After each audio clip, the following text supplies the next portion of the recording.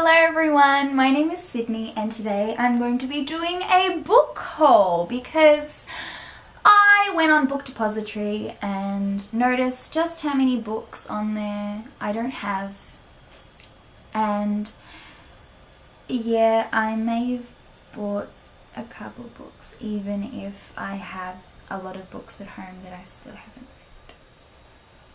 Anyway, so I have 5 books that I'm going to be talking about today, which I bought. Let's just go straight into it, shall we? So I've got 5 books that I'm going to be talking about today. So the first 2 books are by the same author, which is Mitch Albom, and I think a lot of people have heard of him.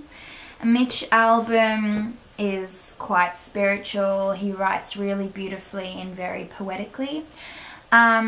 So the first book that I have here today is called The 5 People You Meet in Heaven, and I actually read this book back in high school, I think in 2013, and I loved this book. I absolutely loved it, but it was a book that I borrowed from the library. I didn't own it, and I was like, I need to own this book. It's not like the copy I read.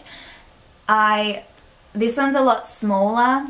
It's more pocket size. It's the same size as my hand and I have very small hands. So yeah, it's a nice compact little book, and I just remember loving this book. There were so many little life lessons in it that I really felt, especially at the time, that I could use in my life, and I think especially reading it, being a bit older, being a bit more mature, I think it would be exactly the same in having the same impact. For those of you who don't know what it's about, I'm going to read the blurb for you guys. On his 83rd birthday, Eddie, a lonely war veteran, dies in a tragic accident trying to save a little girl from a falling cart.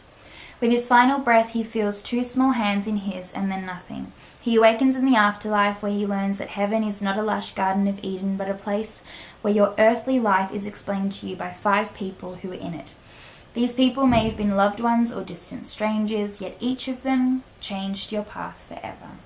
Oh, I remember loving this book. It was so good. And then the second one I have is called The Timekeeper. One of my friends from high school, Maria, if she's watching this, a little shout out to you.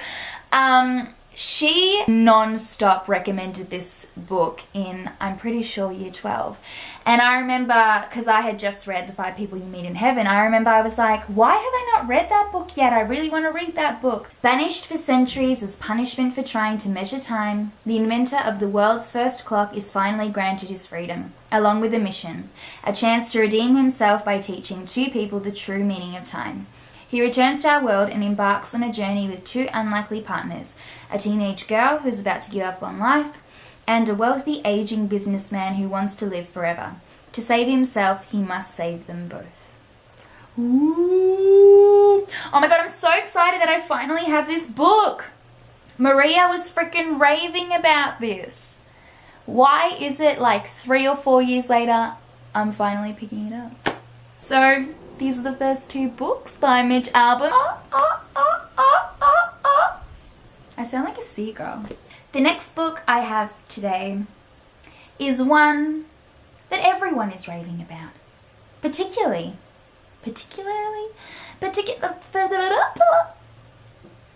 at the moment, The Handmaid's Tale by Margaret Atwood. And it was so funny, I was on the train today going into uni, and opposite me was this guy reading a book. What do you think he was reading?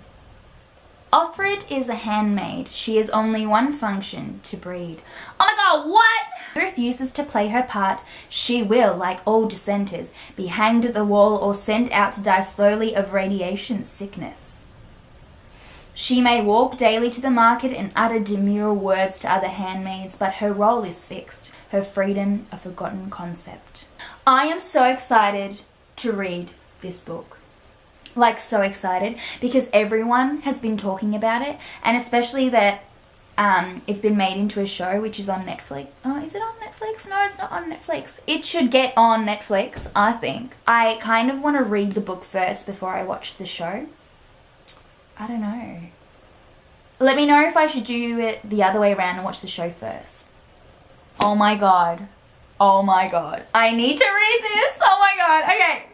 Okay, let's move on to the next book. Oh my god, I'm so excited. Okay. So, this book, some people may have read before. You probably have heard of it before. This book is called Cat's Eye. Elaine Risley, a painter, returns to Toronto to find herself overwhelmed by her past.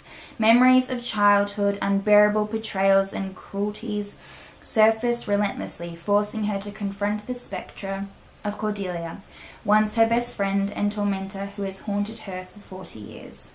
Ooh. Oh, it's got small writing. Oh, I'm not going to finish this quickly. I'm really excited to read this book. I don't really know much about it apart from it's about a painter, so I think it's going to have some artistic flair to it.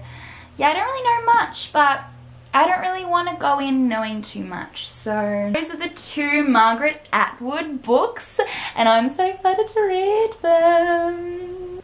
It's so beautiful. And this one is so beautiful. Oh my god, red and red. And Christmas. Hey, Christmas is coming up soon. What? Alright, so I have one more book to show you guys today. Some of you may have already read this book, or some of you have read this series, and I love this series. Anyway, so I just finished Empire of Storms by Sarah J. Maas. Oh my god, all of you already are like, I know which book she's gonna be talking about. Anyway, we're getting there slowly. So I just finished Empire of Storms. Holy shit, this book is so big. I can't believe that I actually finished it. Because for me, reading such a big book can be quite daunting. But this book, I need a second. I just blew out a candle with that. I do have a book talk on this book if you want to watch that. I'll leave a link in the description box, alright? So check that out if you like, because there was so much to talk about, and I'm still like, am I ready for this next one? But I am. So this isn't the book I'm going to be talking about today, but I do recommend that you guys go and read the Throne of Glass series. Start with Throne of Glass and, you know, make your way down the line, and then we can talk. Oh, go read it. If you like magic, if you like fantasy, if you like assassins, if you like a bit of action. So good. I think there's going to be 7 books as well in the series, so. And Sarah J. Maas is a freaking legend. Even if I still haven't read her A Court of blah blah blah blah blah series yet. I have them though, so I'll read them eventually. This was the 5th book. Oh my god, it's so beautiful. And this is the 6th book, called Tower of Dawn by Sarah J. Maas. It is stunning. Look at that detail. Look at that. It's like Hedwig, but not. This is the 6th book. And everyone was like, what? That's the 6th book? Because one of the characters from the Throne of Glass series named Kale, I don't know how you say his name. He wasn't a part of this book because he was on some other conquest quest. Everyone was like, where's Kale? Kale. And I was kind of okay with that because, to be honest with you, he's one of my least favorite characters. I'm not really a fan of him. But we have this, again, monster of a book, which is dedicated to him. And I'm kind of like, Sarah, why couldn't it be about Dorian? Excuse me, why does it have to be about Kale, just because we all feel sorry for him? Anyway, but look, it's alright because this book is beautiful and I'm so excited to read it. This book happens at the same time as Empire of Storms. So I'm not sure if you could read this before this one, but apparently this has got a lot of stuff, so you can't just skip this one and go on to 7. You know what I'm saying? You have to read them. I would say in order. Whew! So yeah, those are the 5 books that I bought on Book Depository. Just, you know, I should be saving, but when you want to read a book and not one that's on your shelf, you just kind of go on a splurge and end up spending, you know, like nearly $100 just on books. But you know what, no regrets, because did you not see the books I got? So these are the 5 books that I bought, and I am so excited to read them. Yeah, I hope you guys enjoyed this book haul, and I hope if you guys end up picking any of these books up that you enjoy them. So yes, I'll see you guys next time as usual. Bye.